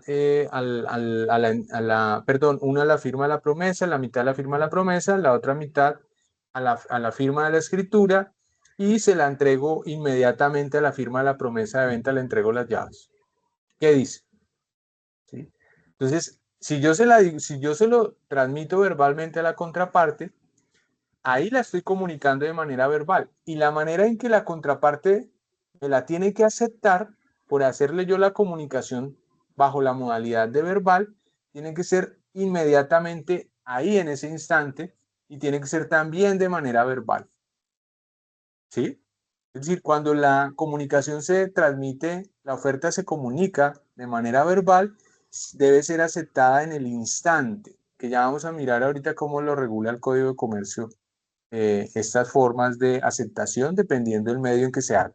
Si se hace de manera escrita, ojo, la comunicación de la oferta, la ley, el Código de Comercio dice que el destinatario de la oferta tiene hasta 6 días para aceptarla. 6 días. Ojo, si se hace de manera escrita. Tiene hasta 6 días. 6 días después de haber recibido, por ejemplo, la oferta escrita.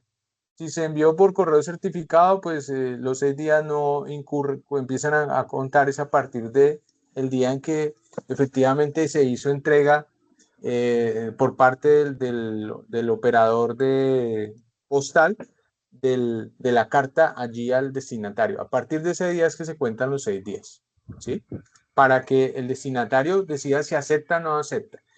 Si pasados los 6 días el destinatario no acepta la oferta escrita, el oferente queda liberado de la obligación de cumplir esa oferta o esa propuesta.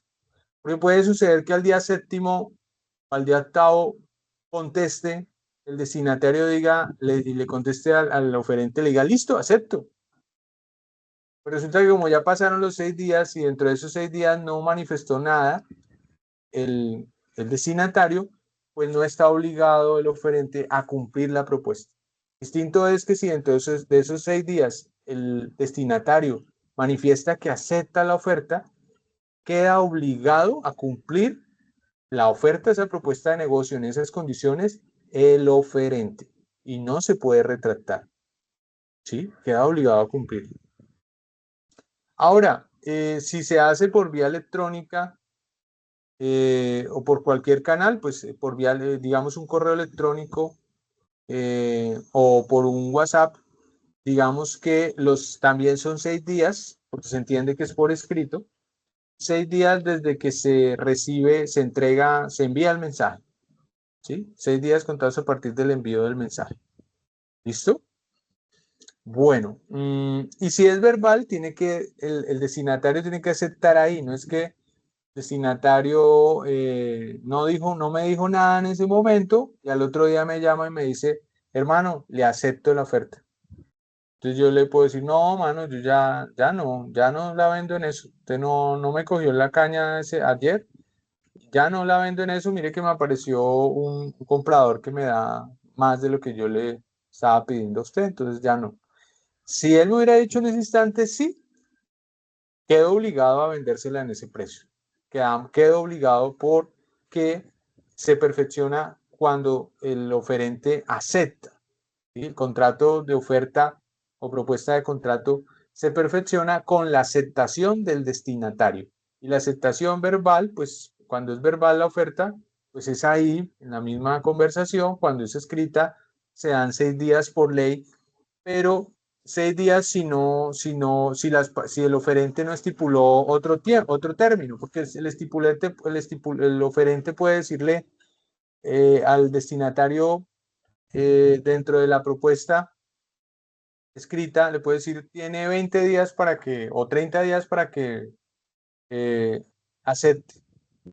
Entonces, si él escribió que da 30 días, queda obligado a esos 30 días.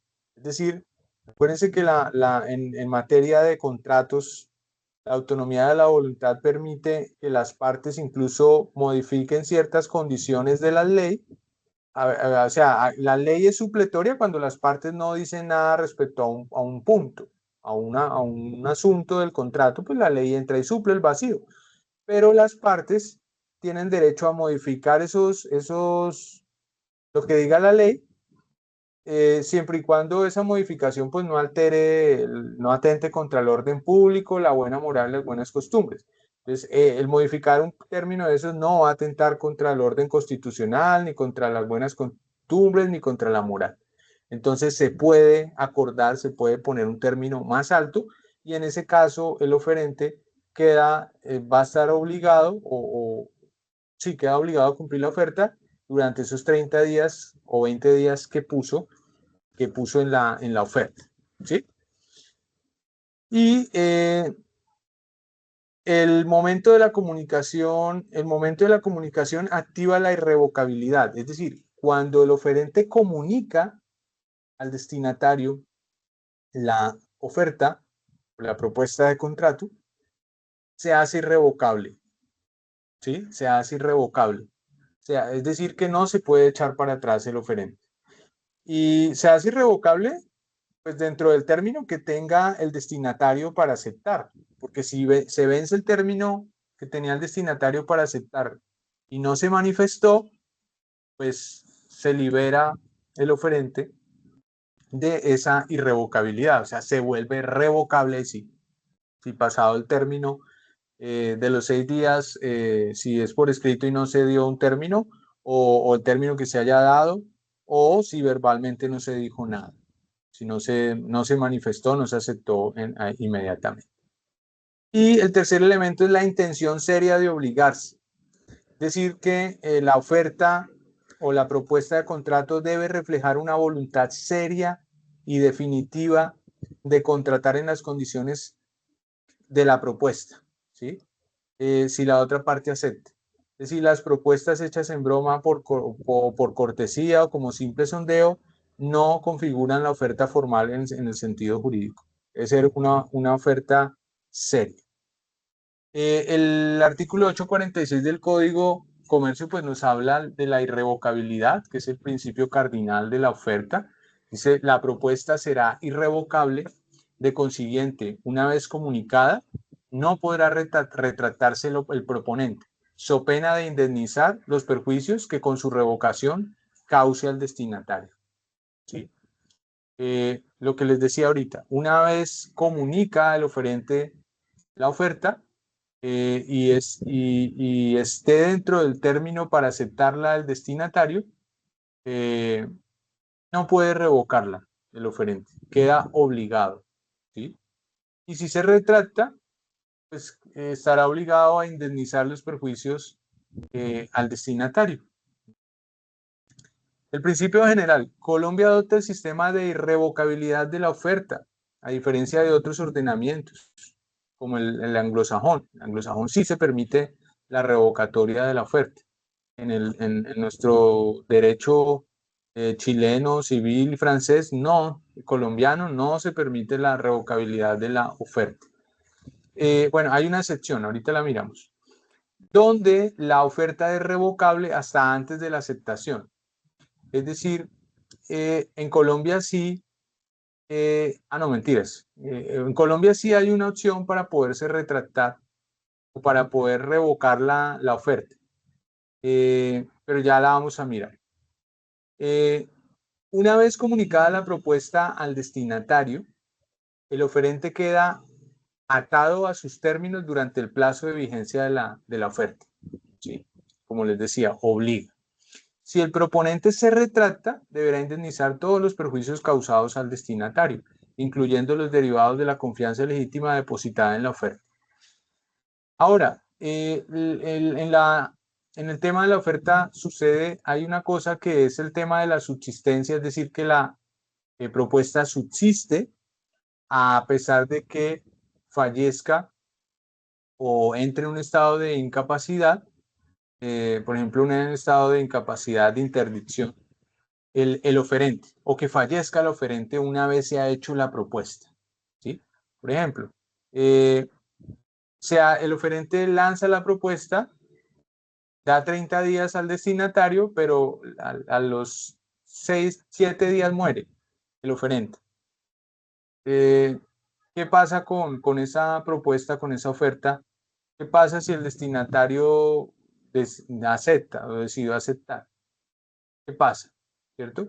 Pues lo que nos dice el Código de Comercio es que a pesar de que fallezca el oferente o que entre en un estado de interdicción, por ejemplo, ¿cierto? Por ludopatía o por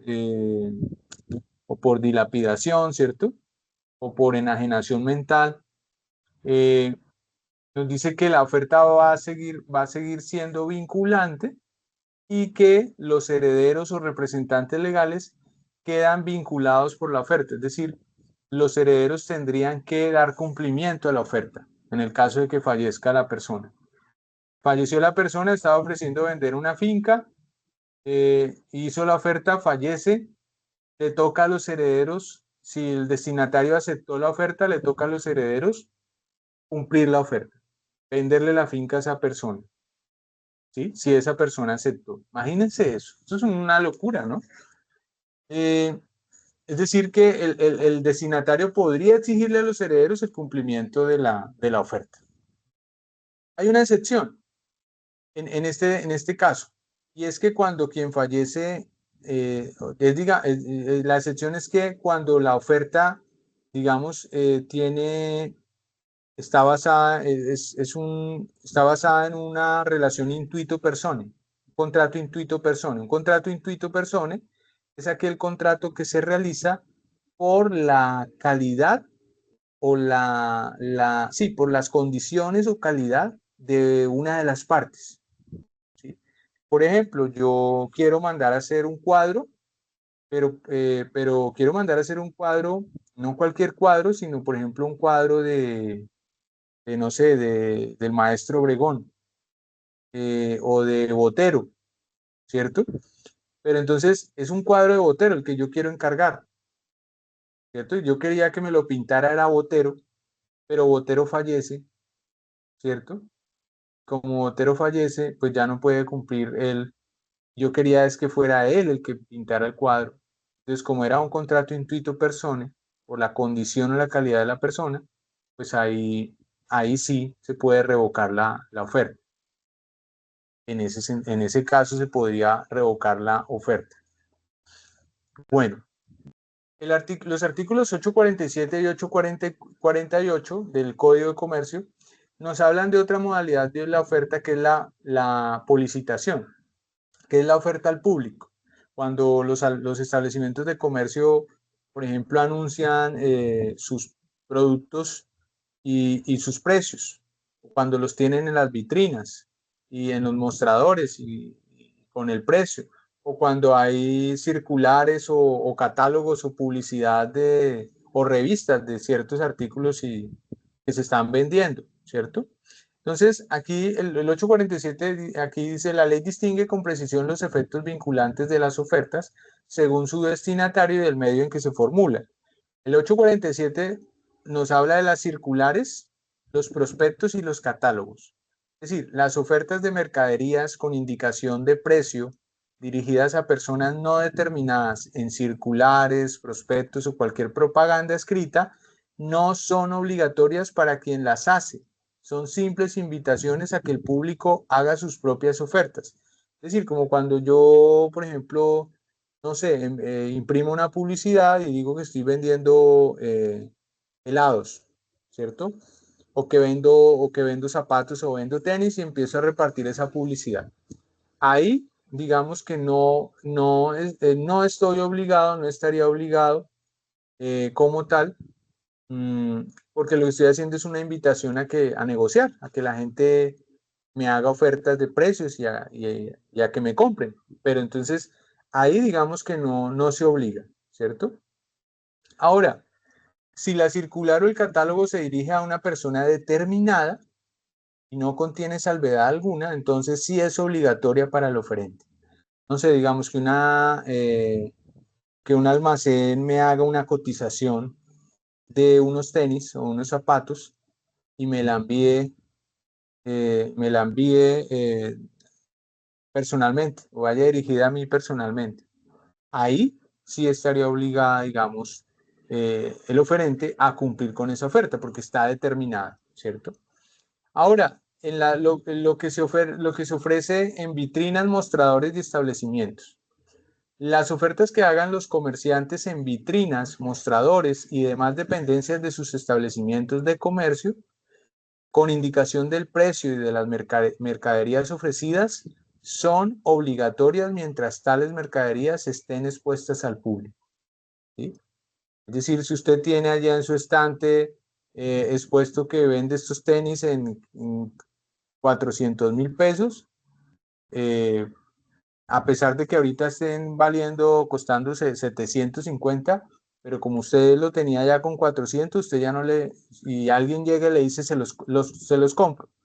El vendedor no le puede decir, ah, no, pero no valen 400, el precio subió, ahora valen 700. Es que está desactualizado el precio.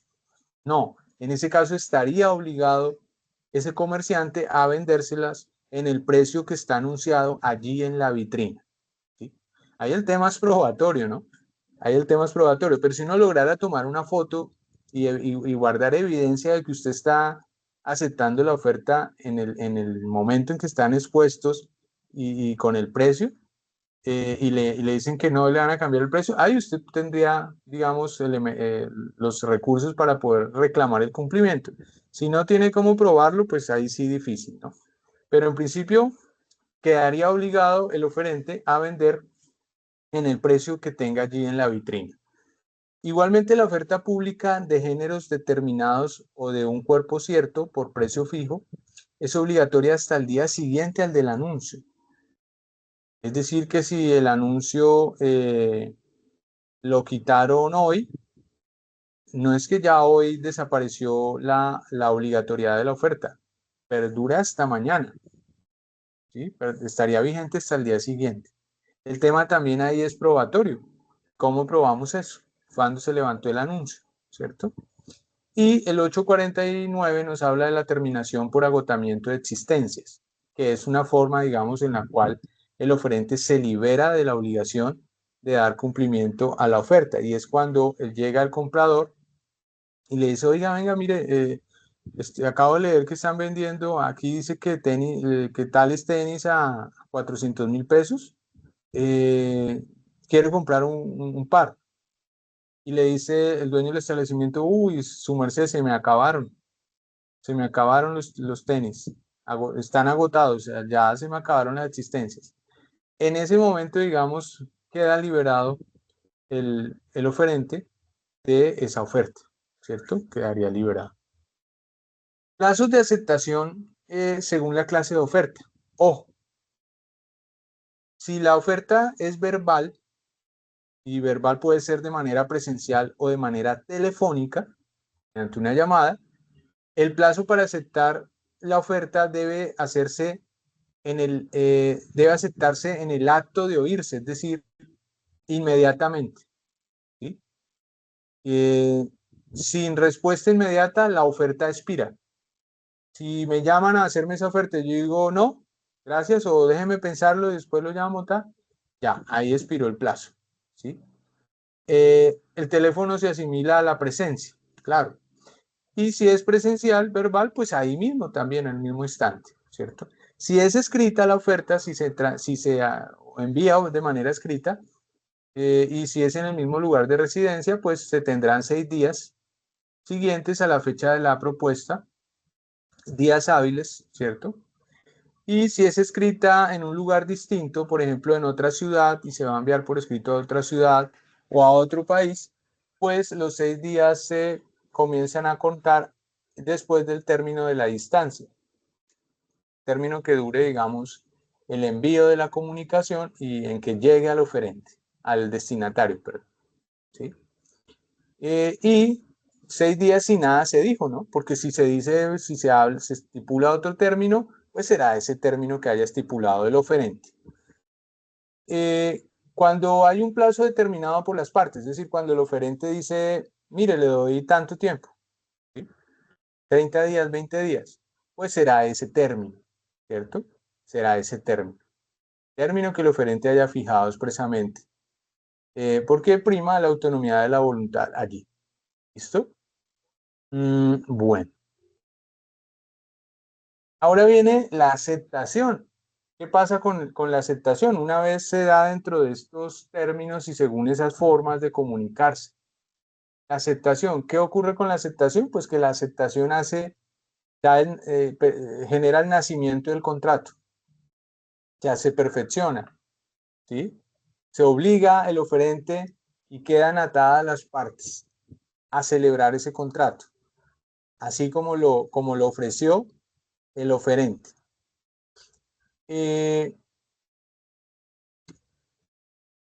¿Cómo se da la aceptación? ¿Cómo puede darse la aceptación? ¿Cómo el destinatario puede aceptar? Puede haber una aceptación expresa, y es cuando, por ejemplo, manifiesta directamente, de una manera clara e inequívoca, que acepta la oferta en todos sus términos, ¿sí? Entonces, si es verbal, en el mismo instante dice, sí, acepto la oferta. Si es escrita, contesta y dice, sí, acepto la oferta. ¿Sí? Entonces, la aceptación expresa es la manifestación de la voluntad donde el destinatario dice, acepto las condiciones de la oferta. Puede haber una aceptación tácita en la cual el destinatario no responde, no dice si acepta, no responde de manera expresa que acepta, pero sus actos dan a entender que aceptó de manera tácita, ¿cierto? Sus hechos o sus actos, como por ejemplo enviar las mercancías o iniciar la obra, ¿cierto? Le llegó una oferta de un comprador, digamos, yo vendo unos productos, unos artículos, y alguien me hace una oferta, me dice, mire, le ofrezco por ese televisor que usted está vendiendo, o que de uno de los televisores que usted vende, le ofrezco tanto dinero y se los consigno inmediatamente por Nequi, y usted me hace el favor y me lo envía al día siguiente a esta dirección. Sí, y le hago esa oferta al vendedor. Y si el vendedor llega y me envía el televisor, ¿cierto? Pues debo entender que hubo una aceptación tácita de mi oferta. Es decir, el vendedor aceptó tácitamente mi oferta porque envió el producto que yo le quería comprar, ¿cierto? Y hay una otra aceptación que es la aceptación condicional, que más que una aceptación es una contraoferta, y es que si el destinatario acepta pero introduce modificaciones a la oferta original. Por ejemplo, se le hace la oferta y dice, aceptaría, pero si me le baja el precio 5 millones de pesos, le doy 5 millones menos. Entonces, ahí hay una aceptación, digamos, como parcial o condicionada a que el oferente modifique el precio. Eso técnicamente eso no se llamaría, eso se llamaría una contraoferta. Es cuando el destinatario al recibir la oferta dice, ahora yo le hago esta oferta, yo le ofrezco esto, le ofrezco pagarle tanto. Sí, pero le ofrezco pagarle tanto, o sí, pero hacemos el negocio de esta otra manera. Yo modifico esta cláusula, ¿sí? Y propone otras condiciones. Pues ahí habría una contraoferta, ¿sí? Es decir, los roles se invierten. Ahora el oferente original es el nuevo destinatario y debe decidir si acepta o rechaza las nuevas condiciones que propuso inicialmente el destinatario. ¿Listo? Y lo de la oferta pública de prestación o premio, que esta tiene que ver, esta es otra modalidad de oferta pública, la de la oferta pública de prestación o premio, es digamos cuando el oferente ofrece brindar ciertos beneficios, ciertas prestaciones o un premio por ejemplo, una universidad que diga, que el estudiante que tenga un promedio de 4.8 este semestre será becado el resto de semestres durante toda la carrera. Ahí hay una oferta pública de prestación o premio, y es esa, la de que la universidad está ofreciendo que si un estudiante reúne ciertas condiciones, queda obligada ella a cumplir Aló, con esa oferta. Sí, aló, aló. aló. ¿Vas a decir algo? Ramírez Salas Arnold. Bueno, se le activó el micrófono. Por ahí Jan Sebastián iba a preguntar algo. Jan Sebastián, te escuchamos. Sí, profe, buenas noches. Profe, Buenas noches. lo que pasa es que eh, en la contratación, no sé si ese tipo de ofertas, por ejemplo, cuando se hacen ofertas de licitación pública, ¿caben allí o no? Claro, O claro. ese tipo de Sí, ofertas no. sí, señor. La oferta, las licitaciones, los pliegos de condiciones que cuelga, digamos, una entidad pública para un proceso de contratación, exactamente, Ujú. bien sea una licitación, un concurso de méritos o un contrato de menor o de mínima cuantía o de mayor cuantía o de interventoría o consultoría, la modalidad que sea, o un contrato de suministro, eh, allí ese pliego de condiciones es una oferta. Lo que pasa es que allí eh, es una oferta pública de prestación o premio. Ujú. ¿Qué quiere decir? Que si el oferente que mejor reúna las condiciones solicitadas en la oferta, ¿cierto? Es el que se va a ganar, digamos, el que va a suscribir el contrato, ¿sí? El que suscribe el contrato o el que se gana, digamos, el contrato en el tema de los pliegos de peticiones, de los pliegos de condiciones, perdón, Sí. en la contratación pública. Profe, yo trabajo en tema de contratación pública, pero Sí, esta oferta que está aquí, sí, esta oferta, eh, por ejemplo, nosotros hacemos un documento de invitación en los contratos de prestación de servicio. sí, sí. ¿También incluye eso? Sí, señor, la ¿Cabe dentro invitación, de esto? claro, la invitación también es una oferta o una propuesta de contrato. Sí, señor. Sí, señor, la Mm, invitación. Y la invitación generalmente se hace de manera escrita. Es decir, que si nada sí. se habla en la invitación de un plazo para aceptar, se entiende que si después de 6 días hábiles a quien le están haciendo la invitación, al contratista, no acepta, Ujú. la empresa, la entidad pública podría hacerle la invitación a otra persona, a otro contratista. Sí. O la misma invitación podría decir tiene tantos días, ¿cierto? Pero creo que ni siquiera eso está regulado en el Estatuto de Contratación Pública. No hay un plazo, ¿cierto?, para la invitación en materia de contratación directa. ¿Cierto que Ya. no? No, no, no, No se no, establece un plazo, un no, término máximo para aceptar la invitación. no Sí, no hay. establece. Sí. Ah, listo, profe. Vale, con Gracias. gusto, Jan. Bueno, yo creo que paremos aquí. Yo creo que ya, digamos, tienen los elementos, porque aquí ya es el diagrama de ciclo completo de la oferta mercantil, está la formulación de la propuesta, es decir, cuando se elabora la propuesta, se construye, se elabora. Luego viene la comunicación de esa propuesta, de esa elaboración de propuesta o de oferta o de propuesta de contrato. Se comunica, luego viene la aceptación si la hay, que si no la hay, pues ahí ya y se puede revocar. Y si hay aceptación, pues hay perfeccionamiento, ¿cierto? Ese es como el ciclo, digamos, completo de la oferta mercantil.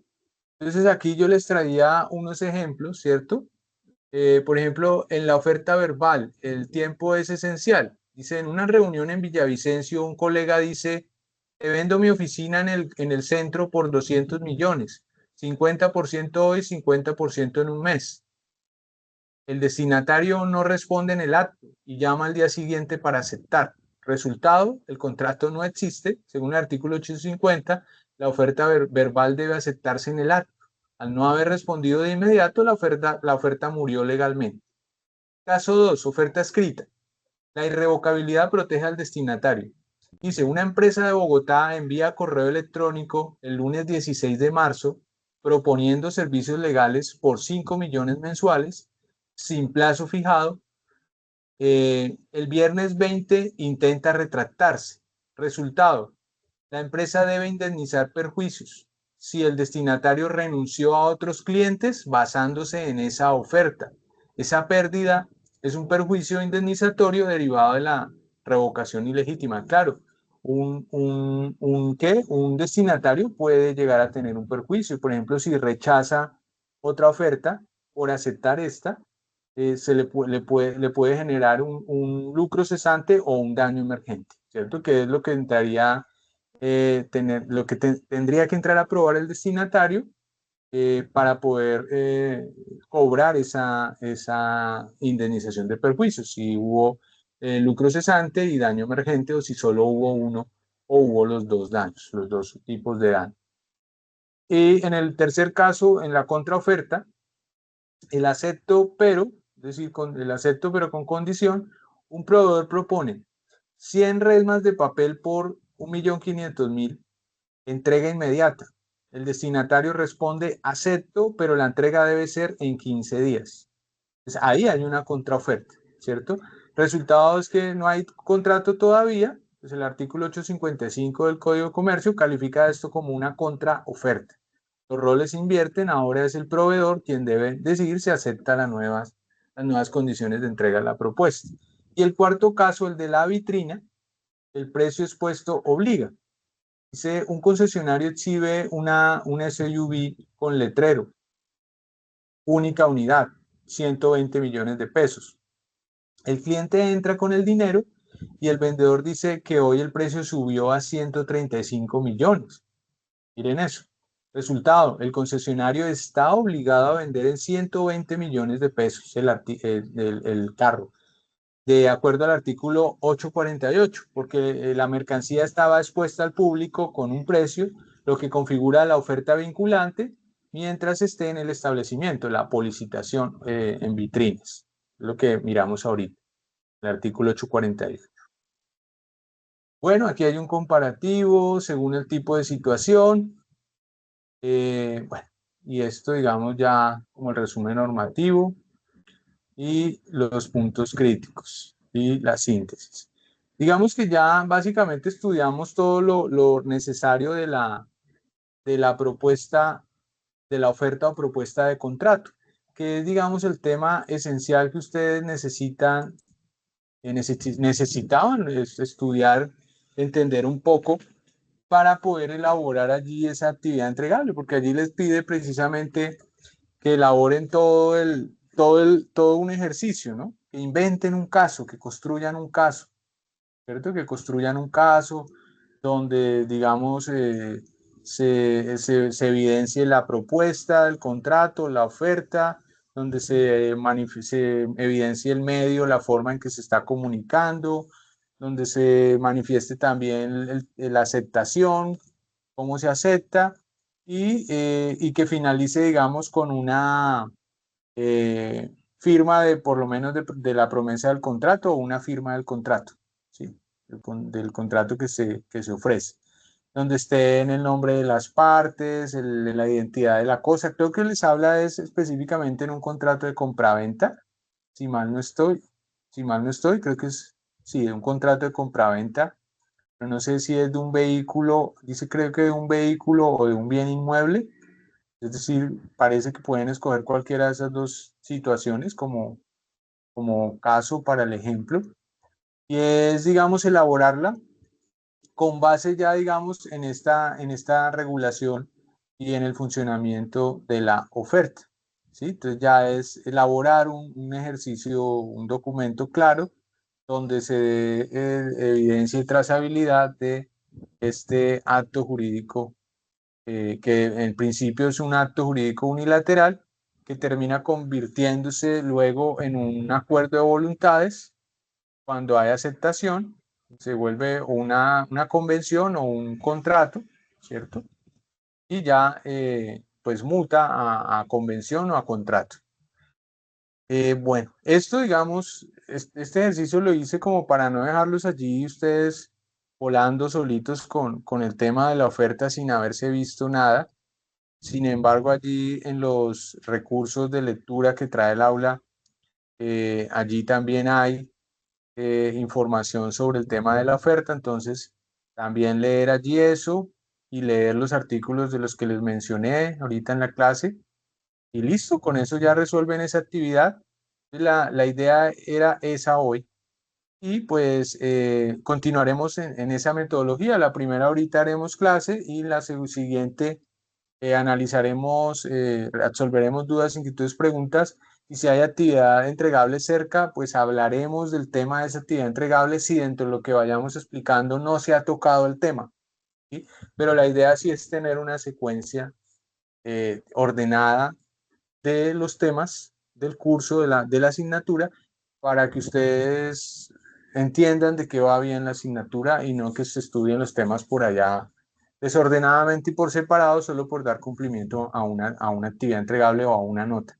Recuerden que más que pasar, lo más importante es aprender, es comprender, es entender, es conocer las figuras, las instituciones jurídicas para luego ustedes poderlas aplicar y poder saber dónde, poderlas interpretar y poder saber dónde están reguladas y poder ir a aplicarlas. ¿Listo?